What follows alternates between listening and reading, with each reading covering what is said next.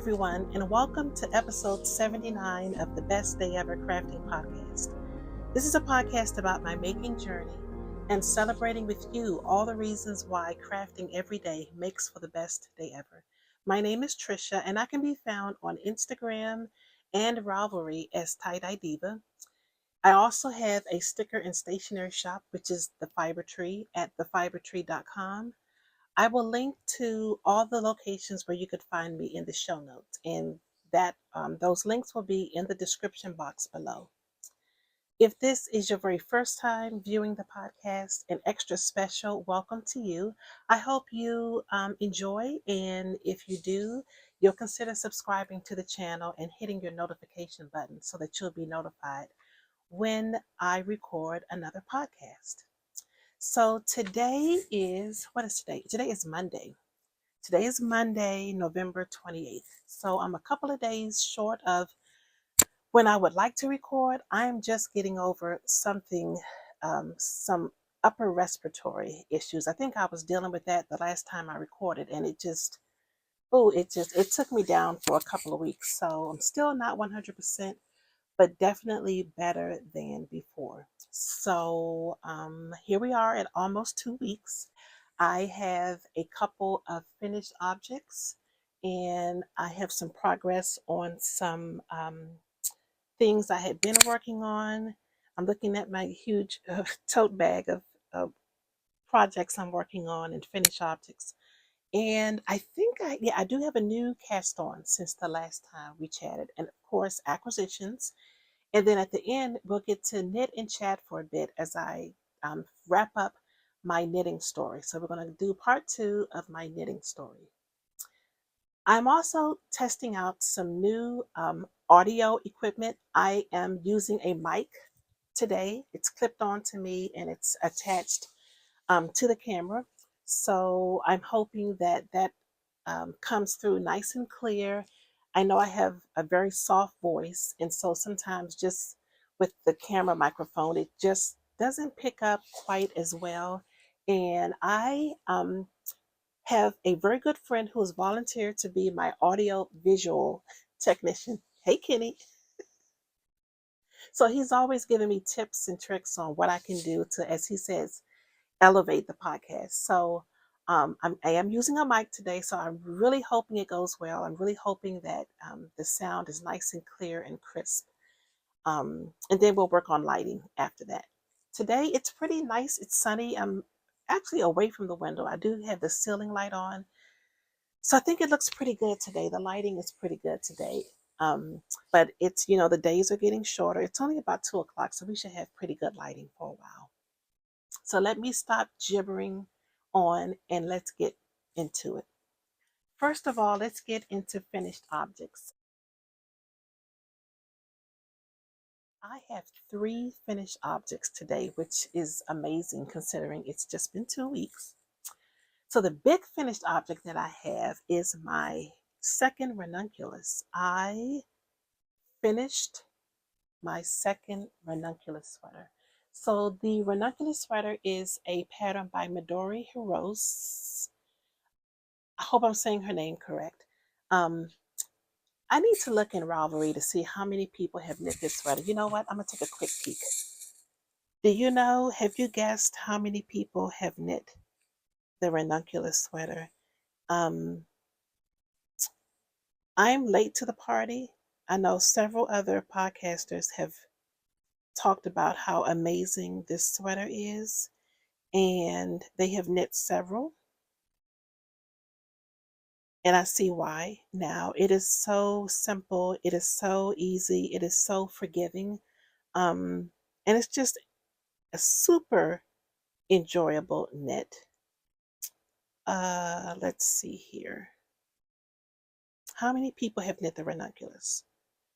So there are over 15,900 projects in Ravelry. That doesn't even include the people who don't upload their projects to Ravelry, which could easily be double that number. So if the 2 that I've knit for you don't tell you that you need to make one of these, then those numbers definitely should pique your interest. So again, this is my Ranunculus number 2. And since I have the project page open, let me just show you a picture of what the sweater actually looks like. So as you can see, it is a very, very oversized sweater if you knit it to pattern. The beauty of the pattern, though, is that the finished object, the finished measurements are included for each size. So if you don't want your sweater to be as oversized as it looks on the model there, then you have a lot of room to adjust the sweater to fit your needs. I really love this picture. This is of a larger woman wearing it. As you can see, it's a little oversized, but not super oversized. And let me see if I can find another. Here's another example. This looks like it may have been knit in cotton. Really, really nice. So this one fits a little bit closer. It appears that most of the sweaters that fit really, really loose, like this one here, on the project page, are worn by smaller models. So I know for me, being a larger person, I don't like things that are super oversized. But again, so here it is fitting closer on a smaller person. So it's just so versatile, so adaptable. So the first one I knit really, really close, really close to my body and cropped. And this one is a little bit looser than that. A little bit looser than that, and it's not cropped. It comes well below my belly button.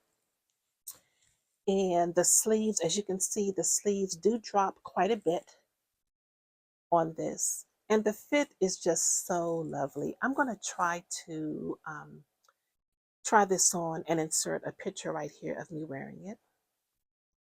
But I love it so much. I tried it on yesterday and it fits so nicely. I was a bit concerned that I had knit it too short because I really didn't want this one to be cropped.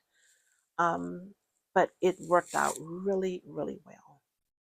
You see that beautiful lace detail on the yoke.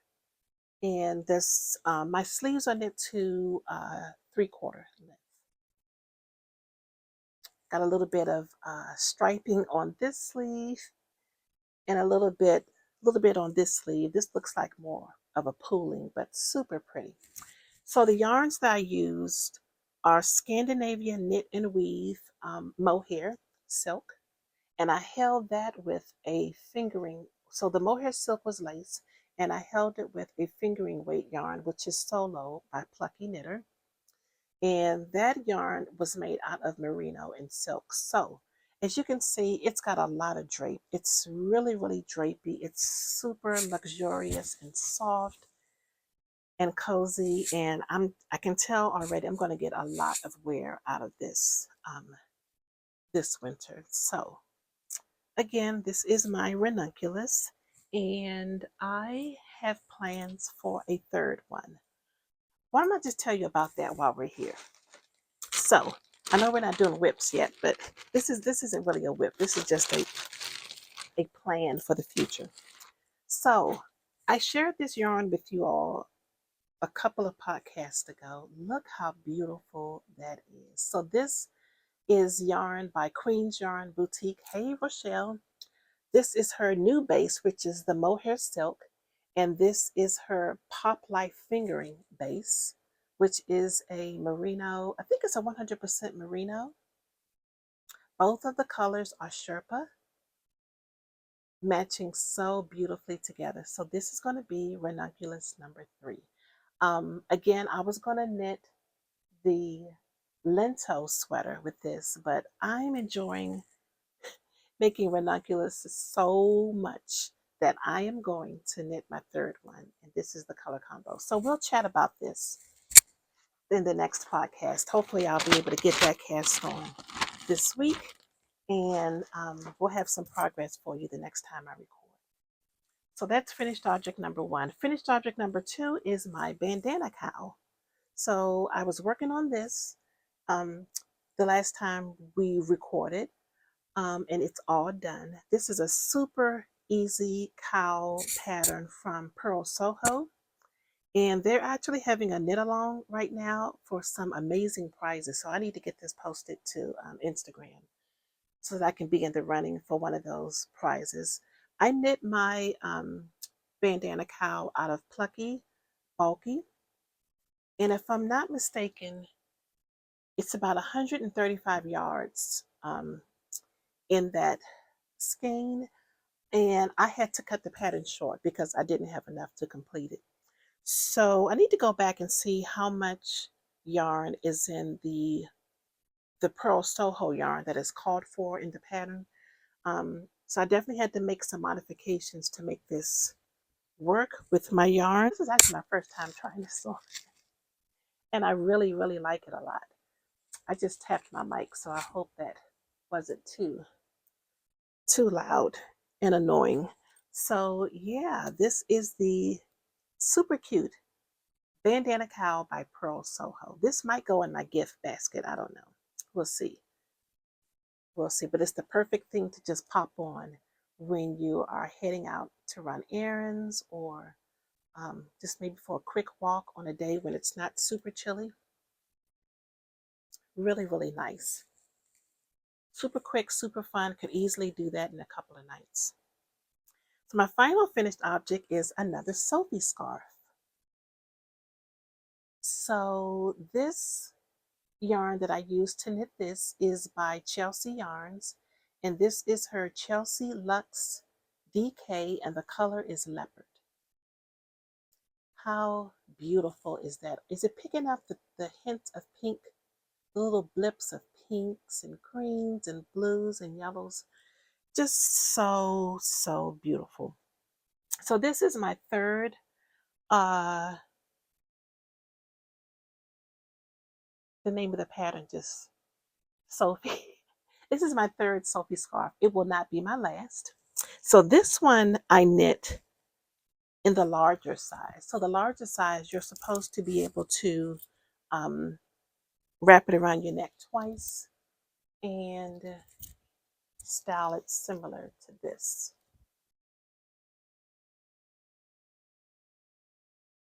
Super cute, really, really chic. The smaller size just allows you to wrap it once. But I really like this. I was concerned that I wouldn't because it would just feel too constricted around my neck. And I can loosen this. It does feel a bit tight. I think I made it a bit too tight. But I could loosen this up and I would still be able to wrap it twice. Really, really love this. I could even put a pin like here. And I reckon I could still just tie it once if I didn't want to have it around my neck, or maybe if I was out and about. Why can't I tie it a knot? Why can't I tie a tie? Here we go. Okay. So I could easily just tie it one time as well and wear it like this. I love this pattern. Another really simple, really easy pattern that just allows the yarn to just speak for itself. This will not be my last. I have plans for so many of these in varying lengths, and I plan to make some as gifts also. So yeah, another Sophie scarf. Absolutely love it. This color is just incredible. I will say that if you decide to make one and you make the larger size and you try it on right after you make it, and it's not wrapping twice, because that's what happened to me with this. I was like, oh my goodness, I must have messed up the increases somewhere. However, after I blocked it, I gained probably a good 6 inches in length. So don't let that discourage you if you've knitted and the larger size and it's not wrapping twice. Just block it, give it a nice hard block.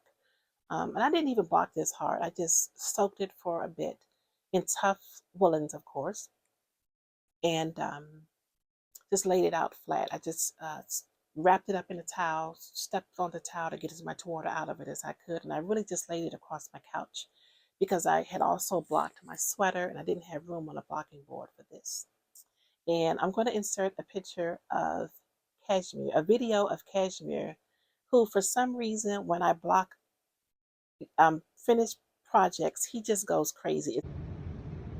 Cashmere, don't harm me.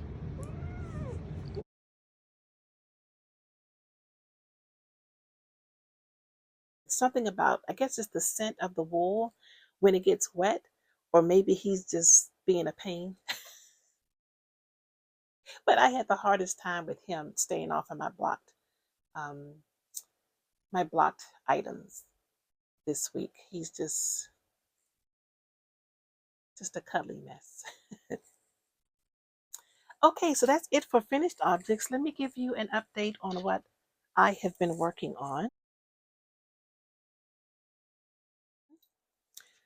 So I haven't showed this in a minute. Had been working so much on my Stephen West cowl that I had kind of neglected it. So this is my second. Hold on. I can never remember if this is the Fifth Avenue or the Second Avenue, and you guys are like screaming it out to me. It's the. I'm not going to make this mistake again. It says that. Yep, it is the Second Avenue. Oh goodness gracious. Here's the Second Avenue wrap by Amy Miller. Here is my Second Avenue wrap. I'm probably right where I was. I think I've done a couple more rows since the last time we talked, but not a lot more. So I definitely want to get to spend quite a bit of time with this in the next couple of weeks because this is a finished object I want sooner than later. And I am using, this here is a Hue Loco sock. The black is a Plucky Knitter Primo Fingering. I believe the color is Top Hat. This bottom, which is a scallop border, is also Plucky Knitter, and I think the color is Man About Town. But again, all of the yarns and other details will be in the show notes, which will link to my pattern pages, and I will create a pattern page for this project. So again, second, not the Fifth Avenue wrap, the Second Avenue wrap. And let me just show you all the other colors, or show you what the colors are going to look like together, because this is so pretty.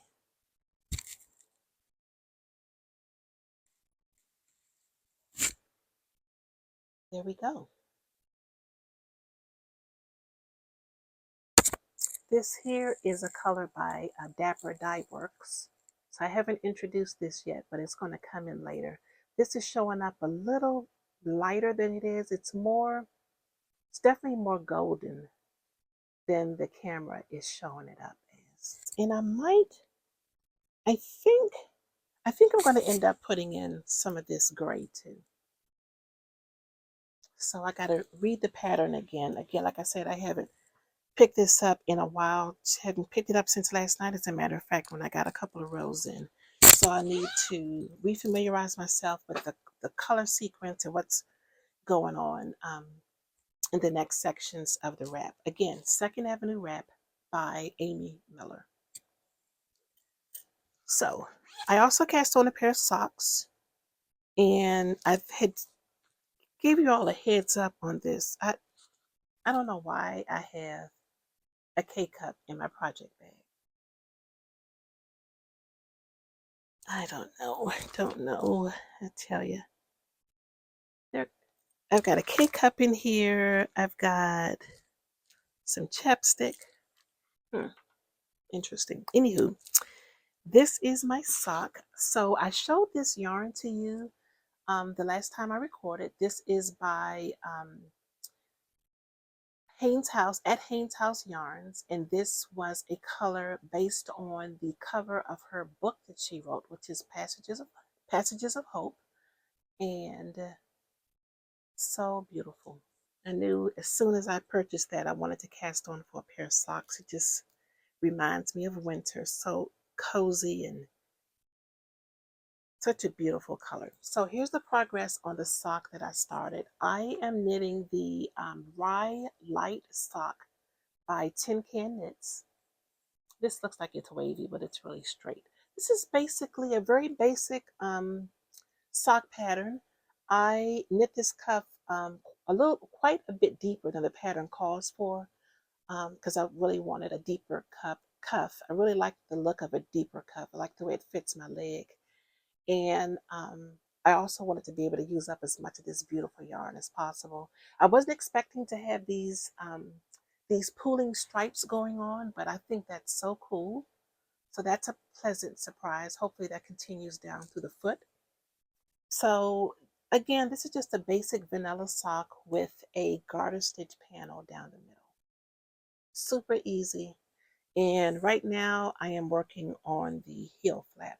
Just started the heel flap, working back and forth for that.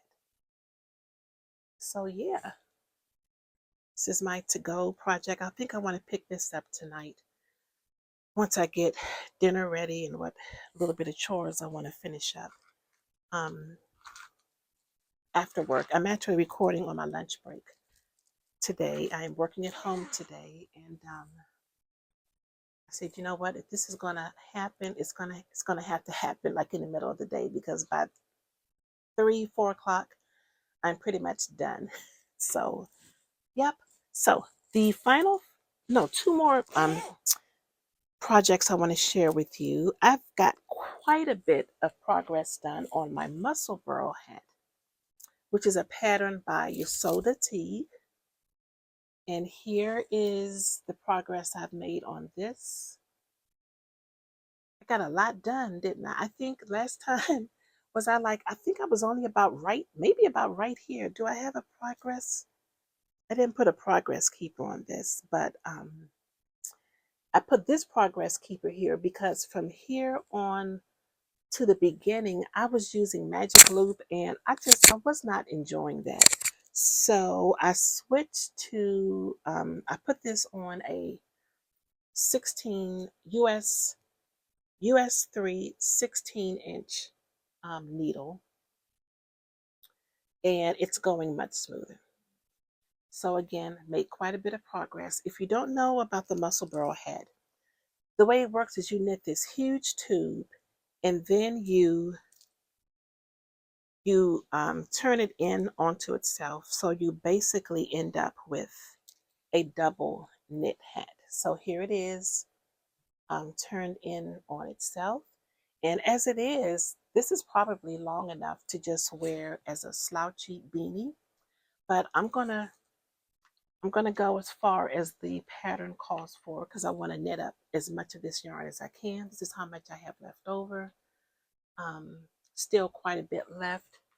And hopefully I will have enough to also do a cuff on the hat. Not sure, but I might be able to. We'll see. I really want this to be super cozy. This is going to be like my gotta go out, but really don't want to go out into the cold.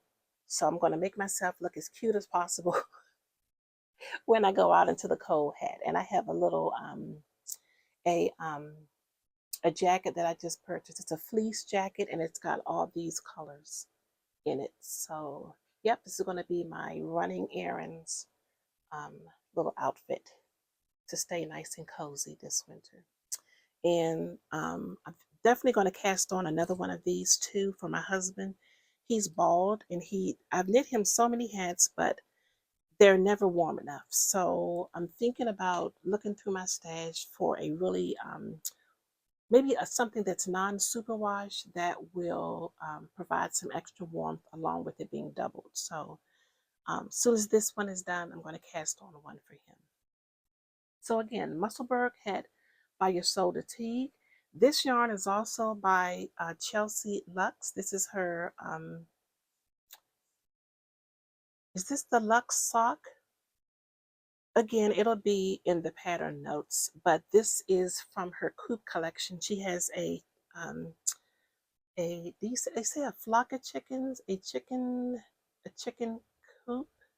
She raises chickens and she names them, and she created a yarn. She has created yarn for each of the chickens based on maybe their colorways or their personalities. And this one, I believe, is Megan. So pretty. And this was also a pleasant surprise because it ended up striping. I was thinking that it would just be variegated like the beginning of the hat, but then it just started striping, which is super cool. Super cool and so fun. So yes, again, Muscle Burrow hat by Yasoda Teague. All righty. So the final project I'm going to share with you that I've been working on is my Twist and Turns shawl by Stephen West. And I've made a little bit of progress. I'm not pressing myself to finish this. It's way past the deadline. So I'll just give you a quick update. I'm sure you've seen this before. Oh, here's Cash coming. He sees all the string and all the Hey Cash, you gonna come say hi to the people? Cashmere, you wanna say hi? Gonna be a good boy, don't pull the yarns. So so much going on with this shawl. This was section 1, these chevrons and braids. Section 2 was these wedges of color, broken up by some twisted rib. Section 3 has you do this really weird thing where you knit these long strips. And what's going to happen with these strips is you're going to start, see where that V is, like right here. You're going to somehow this gets joined to this side by stripes. I know it's a lot. So this was a lot of fun to do though. This strip, more twists and turns on here. These are just some 1x1 cables. This was a lot of fun, a lot of fun. So I have already started on the second side of the twist. And I did something here, so I'm going to rip this out and fix that because that's definitely not the way it's supposed to be. Cash is crawling on my, ouch, stop, get down, get down, get down. Trying to get to the strings. So yeah, a lot going on with this shawl. Oh my goodness, I'm still enjoying it. I haven't worked on it as much because I really wanted to finish my sweater. But I'm definitely in it for the long haul. I definitely want to finish that sweater. I mean, this shawl. I like it a lot. I love the colors that I chose. And I think the biggest challenge is figuring out how to wear it. So, but I'll cross that bridge when I get there. So again, Twists and Turns by Stephen West. So that's what I've been working on. That's what I have been working on. And let's go into acquisitions, a few things that have come in the mail. So this was a fun thing. This was definitely an impulse purchase. I was on Instagram and I was looking through, a Knit Collage had posted that they had done a collaboration with Vicky Howe, who does, she has a what's called the YarnYay subscription, which includes yarn and some notions and the pattern to knit. And I just thought this was really fun. So first of all, this is the yarn that I received in the YarnYay box. This is Knit Collage's yarn, and this, the color is Juniper. Let me see the base. This is their Spun Cloud. And it's 105 yards, and I believe this is classified as a bulky weight. So pretty. And the pattern is for these mitts. Really, really pretty. Super pretty. I have a jacket that these will work well with too, and I'm pretty sure, hopefully I have a hat that'll match them. So I'm going to get these cast on because I've been looking for patterns for mittens, fingerless mittens, and other gloves since it's starting to get cool. So in the kit, you receive the pattern to knit the knit gloves. And what's really cool is that you also are able to knit them in crochet if you choose. So I need to decide, do I want to do knit or crochet? I don't know. I think I may want to do these in crochet. That would be super fast. I know. I've got some decisions to make. Also, what's really super cute that came with this is this little notions tin. It's rose gold. It's got scissors, needle and thread. That this little white thing here is a needle for darning, a darning needle, and this here is a what do you call it? For picking out your stitches. So this will work well for either sewing or knitting. And it all came in this super cute container along with a tape measure that fits in that little hole. I'm not going to try to fit that back in there. I'm just going to sit it here, and it has a little top. So perfect to just throw in your bag, and you know you'll have everything you need for finishing a project. So super cute. I need to look to see if I signed up for this every month or if this was just a one-time purchase. I received another Fat Squirrel Fiber bag in the mail. She had an update.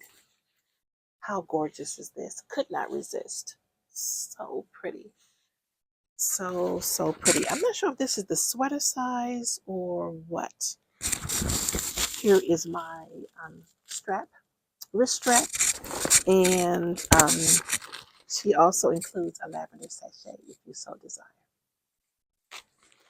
So that was nice to receive.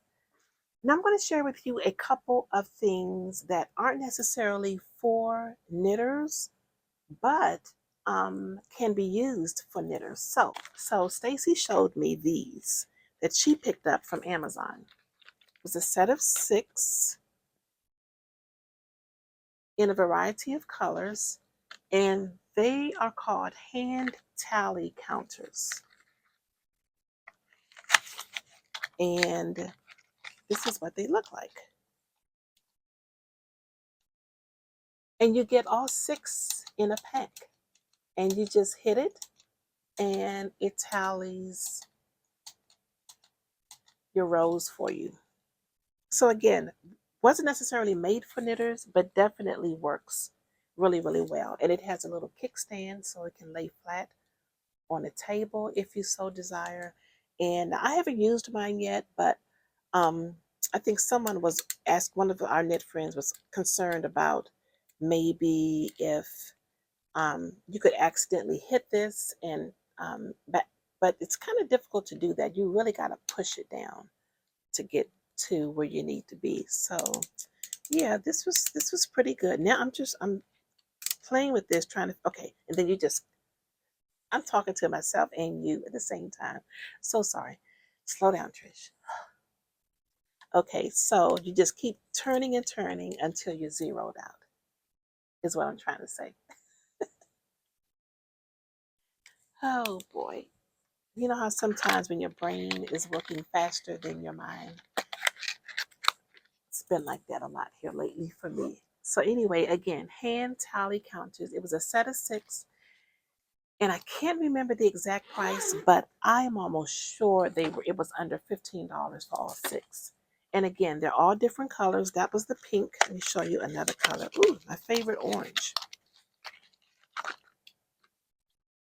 And it's so cool, you know, because you can just take one, just drop it in your project bag when you start a project. So yeah, this was a nice find. Super happy about these. I will have an Amazon link for you in the show notes. And then finally, another thing that I purchased, not necessarily for knitters, but we use them all the time, are these bulb markers. And as you can see, I chose this set. It's a ton of colors, a ton of markers. So you can coordinate them with your projects. I'll probably be using these for my ranunculus sweater, my next ranunculus, to keep track of my lace sections. So another really, really affordable deal. I can't remember the price, maybe $10 for all of these. And there are so many other um, configurations of these. If you just want all rose gold, if you want just plain gold or black, lots of different options.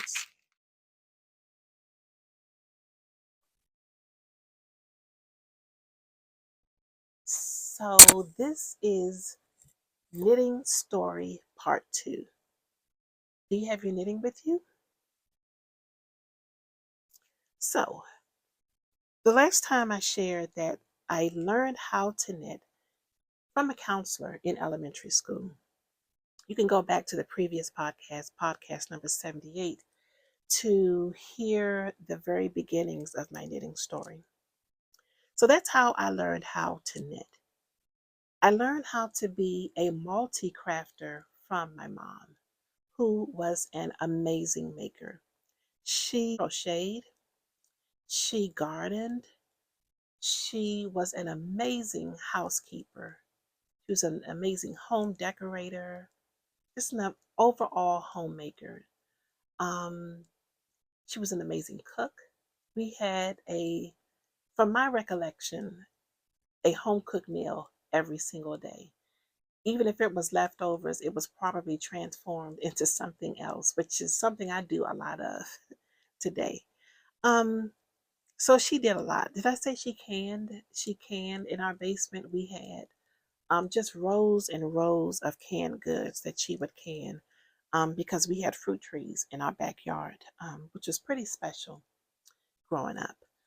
Um, so I inadvertently learned how to be a multi-crafter from my mom. Now, I say inadvertently because um, she wasn't a hands-on teacher.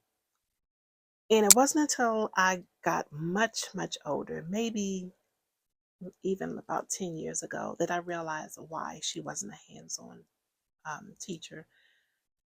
Much like my knitting and crafting is like an escape for me, it is like my happy time. It's my space where I can just relax and let go and decompress. I'm pretty sure that was the same way for my mom. And that was because my dad struggled with alcoholism pretty much up until he passed away, which was in 1988. That was a year after Ray and I got married. So growing up in an environment like that, a lot of uncertainty, a lot of um, trauma, and just from day to day not knowing what the day is going to be like. When you have someone in the family who struggles with alcoholism and mental illness, it was hard. There's no sugarcoating it. So I know that her making was her way of just coping and dealing and bringing some semblance of normalcy to the very abnormal. Um, Growing up in an environment like that, you miss out on a lot of things. You miss out on the nurturing, the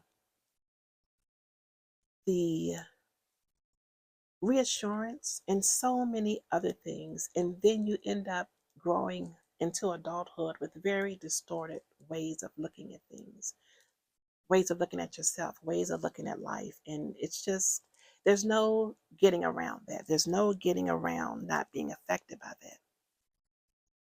Crafting helped me to break through so much of that. It helped me to see that I was smart and capable, and I could figure things out. It gave me a sense of belonging, as I connected with other crafters throughout the years and learned from them and their life experiences, and to come to realize how we have all used this tool of making to help us to cope and heal from trauma or other circumstances in life. I'll share with you 3 pivotal moments in my crafting career. So the first moment was when my sons were born. This was in 1991, and as you all know, I have twin sons, Armani and Adrian, and they came 3 months early, so they were very tiny, both under 2 pounds, very tiny, very sick, and I won't go into the details of how horrible that was, but you can just imagine as a new mom, so much uncertainty, so much fear. Um, I'm so happy to report now that they are both well adjusted young men. They've grown up to be just compassionate and just, they've done some amazing things despite the challenges that they've had. But during that time, the way I soothed myself through their healing and being able to come home was through sewing. So I wasn't knitting a lot then, but I was sewing. And I remember um, making alphabet pillows. They were alphabet pillows that spelled out their name, Adrian and Armani, and I put them in their nursery. And that's how I crafted my way through that crisis. Each one took quite a bit of time, and they were all hand sewn. I don't even think did I own a sewing machine back then? Yes, I did own a sewing machine back then because I remember knitting. I remember sewing a couple of my maternity dresses. So that's pivotal moment number 1 when crafting has really come to my rescue. Pivotal moment number 2 was probably about, I've got some notes here. That was in the year of 2012 when my son became really, really ill. It was a really trying time, and that was around the time I came back to knitting. I came back to knitting because a coworker wanted to learn how to knit. So I was teaching Lori what I knew from what I learned years ago. And so, we were learning how to knit together, and I was refamiliarizing myself with knitting and starting to fall in love with it all over again, just like I did as a child. And like I said, my son ended up getting really, really sick. And this was around the time when Arthella and I had reconnected. And she was over my house one evening, and she was asking me how things were going, and things weren't going well. And she asked me, she says, "Well, how's your knitting coming along?" And I was like, "Well, not too good. I'm not really doing much knitting right now. I can't really focus. I can't really concentrate." And she said, "You know, you must continue to knit through all crises with confidence." And I'm looking at her like she has 3 heads, and she's looking at me like, "Why? What are you looking at me like that for?" And I was like, "I can't really." And then so she just explained to me, first of all, who Elizabeth Zimmerman was, who coined that phrase, um, knit through, knit on with confidence. Hold on one second. I'm going to grab it because it's right here on my shelf. This was gifted to me. Knit on with confidence and hope through all crisis by Elizabeth Zimmerman. And it clicked for me. It clicked for me that I have this tool. I had discovered it in a way that I hadn't discovered it in the past. I was starting to make sweaters. I was starting to knit things I never thought I'd be able to knit. And the thing that I thought I couldn't do was the thing that Othello was trying to tell me that you need to do. You need to keep doing this. This is what's going to carry you through. And I owe her a debt of gratitude for bringing that to my attention, because that's exactly what I did. I knit on with confidence through that crisis and through so many other crises that have occurred since then. Pivotal point number 3, the final one, was in 2020, not long ago, when I lost my mom and my sister, just 1 month um, in between of each other.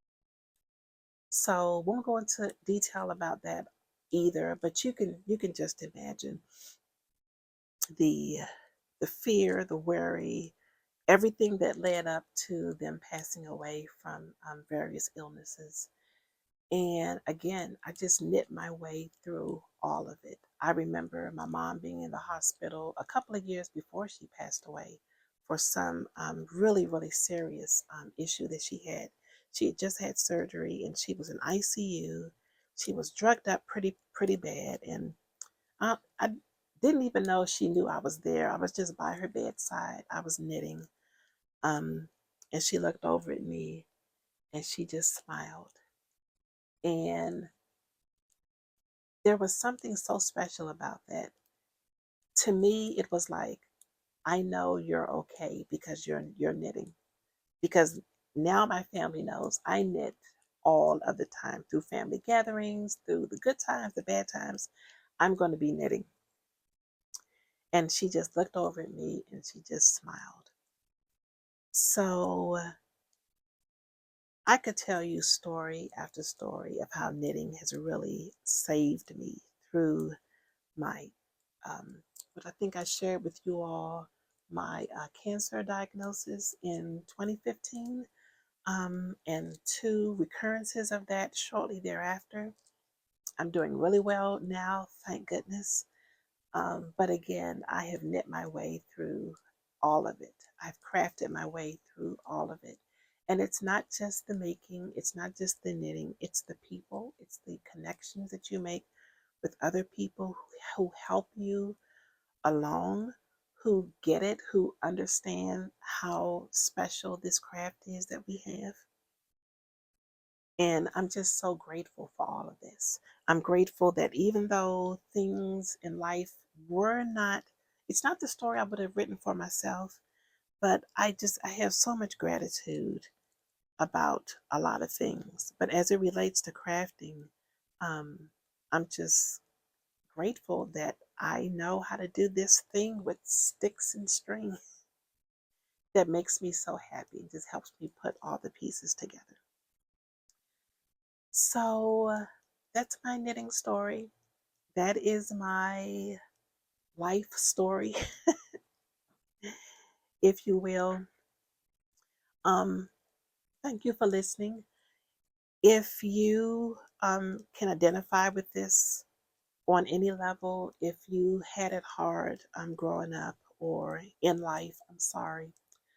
But I hope that you are using this tool of making and connecting with other makers to bring you joy, and that you understand that you deserve it, and that it's okay to reach out for that joy and to grasp it and to make it your own. One of the hardest things about growing up under less than normal circumstances is that you start to feel, you start to develop the sense that you don't deserve good, you don't deserve happiness. So if it's one takeaway that I'd like for you to take away from this, is that you do, and it's okay to use knitting and whatever else, whatever other craft that brings you joy. Just accept it and take it and use it. So, again, thank you so much for being here for another episode of Making, another sit and knit together. I promise the next sit and knit together will be much lighter. We'll chat about something um, a little more fun, if that's okay. If you have some other questions you would like for me to bring up in the podcast, then feel free to leave them in the comments box below or send them to me on Instagram or Ravelry. I would be happy to discuss them. Again, I hope you enjoyed. If you did, please make sure you are subscribed and sign up for notifications. Please leave me a comment. Let me know what you thought about today's episode. I really want to work on growing the channel in 2023. And your subscribing and your commenting and your sharing really would help me to do that. So thank you in advance for doing that. So I'm going to go for now, finish up my day of work, do a little tidying up and figure out what's for dinner.